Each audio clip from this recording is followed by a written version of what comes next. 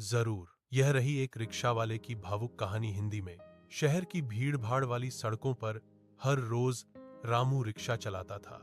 उसका रिक्शा पुराना था, सीट फटी हुई और पहिए अक्सर आवाज करते थे, लेकिन रामू का हौसला हमेशा नया रहता था।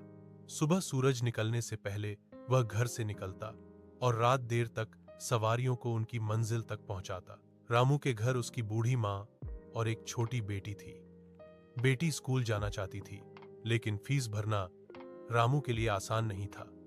कई बार उसे दिन भर में इतना भी नहीं मिलता था कि घर का खर्च ठीक से चल सके। फिर भी वह कभी किसी से गलत पैसे नहीं लेता था। एक दिन बारिश जोरों से हो रही थी। लोग रिक्शा लेने से मना कर रहे थे।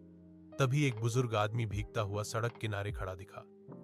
रामू ने बिना किराए की चिंता किए उसे बैठा लिया और सुरक्षित घर पहुंचा दिया।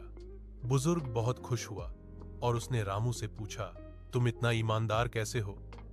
रामू मुस्कुराया और बोला, साहब, गरीबी शर्म की बात नहीं है, बेईमानी शर्म की बात है।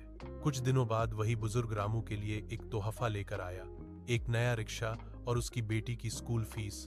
रामू की आंखों में आंसू आ गए। उसने समझ लिया कि अच्छाई कभी खाली नहीं जाती।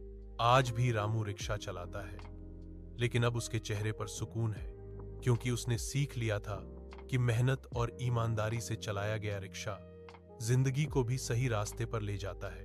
अगर चाहो तो मैं इसे छोटी स्टोरी, बच्चों के लिए या मोटिवेशनल अंदाज में भी लिख दूं।